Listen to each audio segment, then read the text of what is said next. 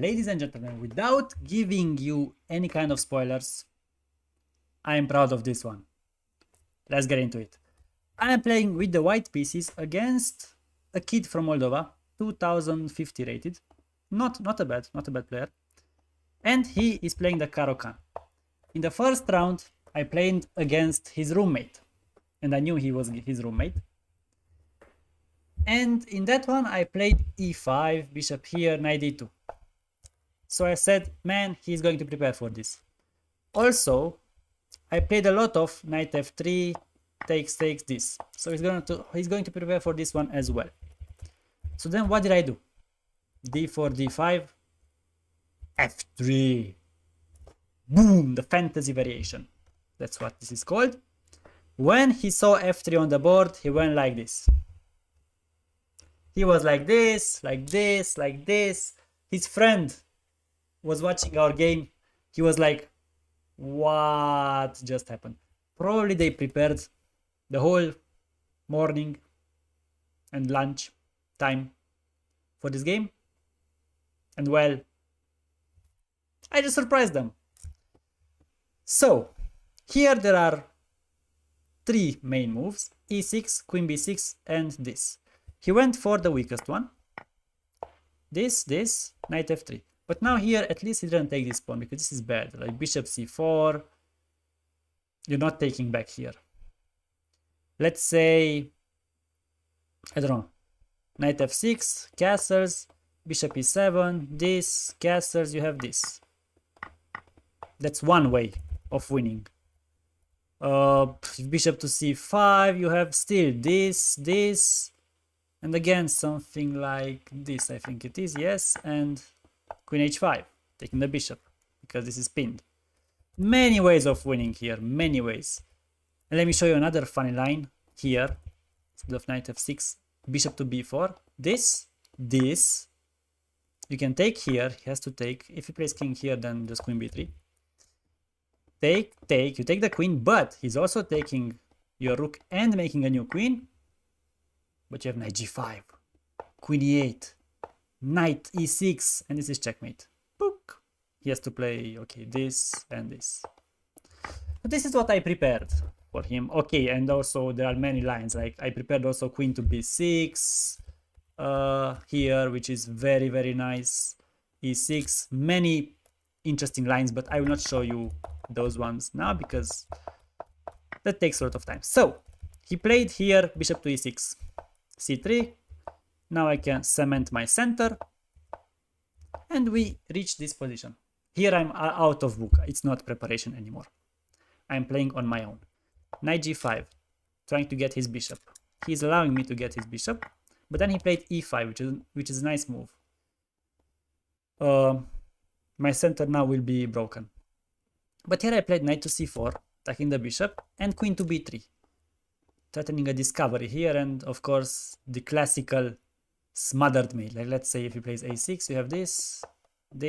He has to take now, because if this, then this. I don't have smothered.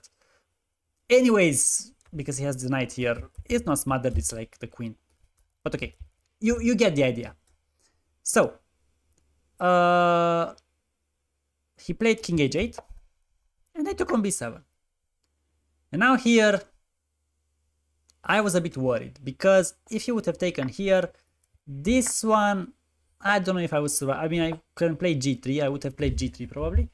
And now this is very tough to survive. I mean, I'm up a pawn, but man, it looks a bit weird. This is a computer line and it says it's equal, but it's very tough to play with white. Also, if apparently knight b6 was very strong, but this is a tough one to see. Knight e3, you have to play them, because if you take here, then bishop takes, and this diagonal is deadly. Also combined with the knight here. But yeah, this one was a bit tougher to see, but okay. Again, black is better here. Not by much, but black is better. But here, after he thought for like half an hour, he played knight c5. Looks very strong, no? I mean, attacking this, and if I take, which I have to take, then taking here, and now the knight is under attack. This is under attack, this is a threat. And here, guys, if I take here, What's the move for black?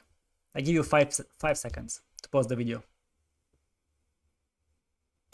Here, at first I calculated that he has this, and this, and this. But no, he has this, knight to d5. That's the move. If you find knight to d5, congrats. You are a great player. I cannot take it because this is checkmate. If I take here first, again, this is checkmate. And my queen is going to be lost. So I cannot take the bishop here, but I found, after a deep thinking, and I know that the arrow is here already. But man, this b3 is the only move. Guys, from here on, I played like a machine. No mistakes, maybe some inaccuracies, but I had the advantage every single time. This one was one of my finest games. From this point onwards, at least. Also with the f3 opening, it was a very nice game. Rook to b8. Here another line. So rook to b8, queen c6 only move, because again, I cannot take here because of this. Same shit. Knight g4.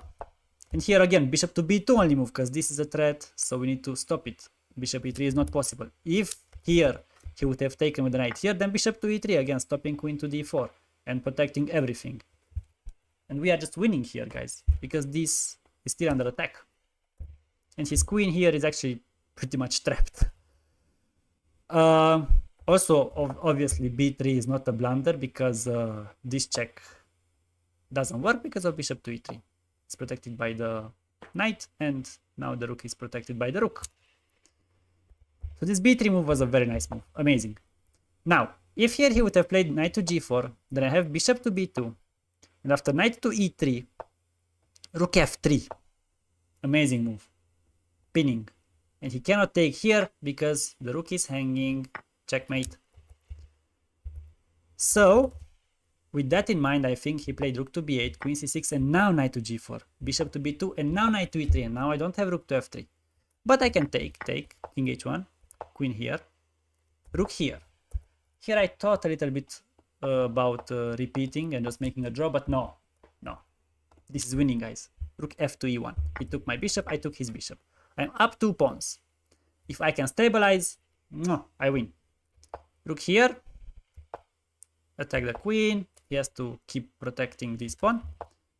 And now I made just a luft for my king, and I'm threatening basically this, and then exchange everything, and I win because I have too many pawns and the rooks are not coordinated. Like, if he plays this, I would have probably gone for this, and his rooks cannot do much against my king, and I have way too many pawns just marching down the board. So he played this, queen a5, again, best move. And here he played h5 with the idea that if I do this, probably it's not that good anymore because, well, h4 is a threat here. Who knows? Who knows? My queen is a little bit offside. This is not good. Actually, yeah, I mean, okay, I have this. But maybe he has h4 immediately. And then, let me see. I still winning with queen to b5, but very tough, very tough. Okay. And then, yeah, queen to b5 to have this check afterwards. Okay, but no, definitely not going for this. After h5, I played c6. Rook here, and now rook here. Now he has to play queen f2, because if he would have gone here, again, guys, tactics, rook to d2. Queen is trapped. No moves. And after this check, again, guys, not taking the rook, because then he can go somewhere. But king h2. And again, the queen is trapped. Like if he takes here, take here. If he takes here, I protect my rook also. So he went queen f2. Now I took this pawn, h4, check, go back. I just want to exchange the pieces. I managed to do that. 3 pawns up, no chance for him. And now the final blow, queen h4.